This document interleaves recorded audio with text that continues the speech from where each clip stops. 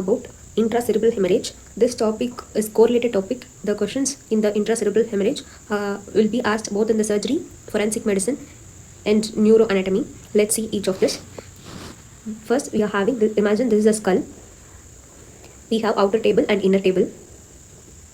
We are seeing about the hemorrhage which are occurring inside this skull or inside this inner table. This is the skull, and below that we are having the meningeal coverings. The first layer is the dura mater. This is the dura mater, and below that we have arachnoid matter. Below arachnoid we have pia mater, and below that we are having this cerebrum or cerebral hemispheres. These three are the meningeal coverings. Starting from outside to inside, the first is dura mater, next is arachnoid matter, and pia mater. When the blood is collected in between this inner table and outer layer of dura mater, then it is called extradural because it is occurring outside the dura mater. So it is extradural hemorrhage. Extradural hemorrhage. And this extradural hemorrhage in CT can be seen as an egg-shaped hemorrhage. Egg means oval-shaped hemorrhage. And when the hemorrhage or blood is collected in between the dura mater and arachnoid matter, in between the two layers of meningeal covering, it will be crescent shaped, and it is the subdural hemorrhage because it is occurring below the dura mater. So subdural hemorrhage, and it occurs like a crescent shaped when the hemorrhage occurs in between the arachnoid and pia mater, or the subarachnoid hemorrhage. And this is the subarachnoid hemorrhage. When it occurs intracerebral, then it's an intracerebral hemorrhage. These are the types of hemorrhage. Let's see each of this in detail. First is the extradural hemorrhage.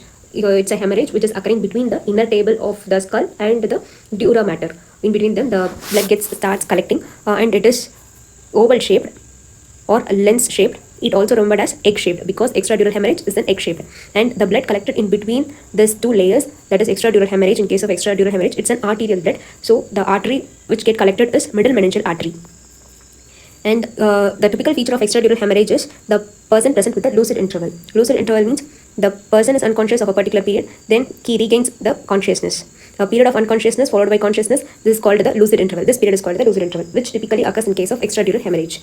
And the most common cause of this extradural hemorrhage is the trauma. Trauma is the most common cause where the person have the extradural hemorrhage, and the site of this extradural most commonly occurs at the level of temporal bone and at the level of pterion. Pterion is the weakest point of the skull, so it gets damaged in case of a trauma, and this is the site. Temporal region is the most common site of the extradural hemorrhage. Next, moving on to the subdural hemorrhage.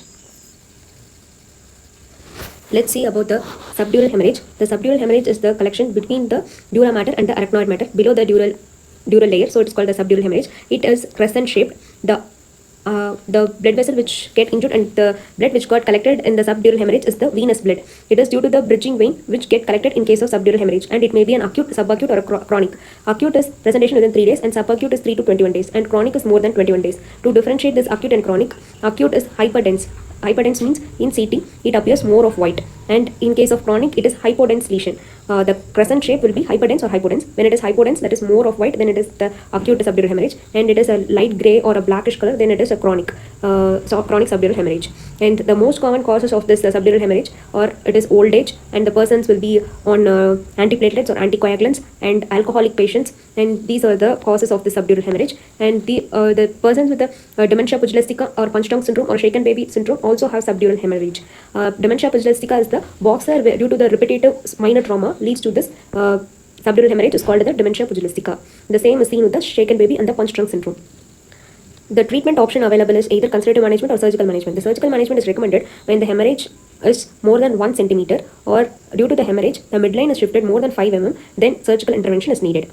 Next, moving on, this is the image showing the subdural hemorrhage and the epidural hemorrhage. The subdural hemorrhage is due to the venous blood get accumulated, that is bridging vein, and it crosses the suture line, whereas the epidural hemorrhage is due to the middle meningeal artery which get a break and the blood is collected, that is the epidural hemorrhage. It is egg shaped or convex lens shaped. The treatment option available for epidural hemorrhage is evacuation of this clotted blood. It does not cross the suture line, so evacuation of this clotted blood and ligating the vessel which is bleeding. This is the treatment option available in case of epidural hematoma. Next, moving on to the subarachnoid hemorrhage. The subarachnoid hemorrhage is the hemorrhage or the blood collection below the arachnoid layer.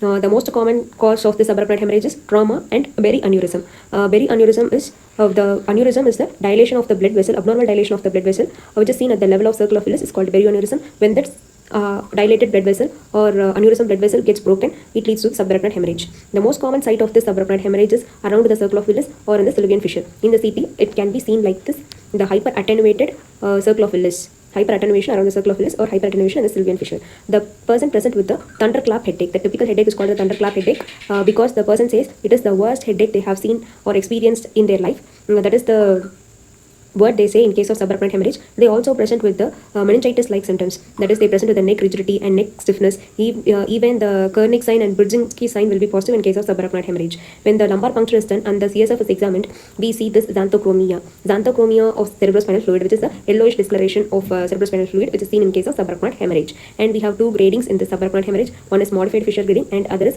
Hand and Heath staging. The modified Fisher grading is based on the CT finding and grading the subarachnoid hemorrhage. Hand and Heath grading is based on the severity and it is graded 1 to 5, whereas 5 is the more severe.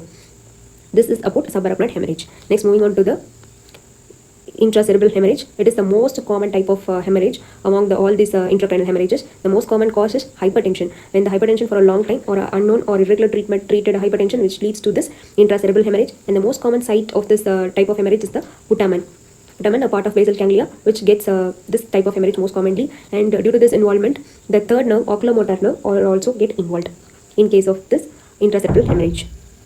Next, the one-liner is, they may ask you as most common intracranial lesion. The most common intracranial lesion is the cerebral contusion. When they ask the most common intracranial hemorrhage is, intracerebral hemorrhage is the most common intracranial hemorrhage. And the most common cause is hypertension.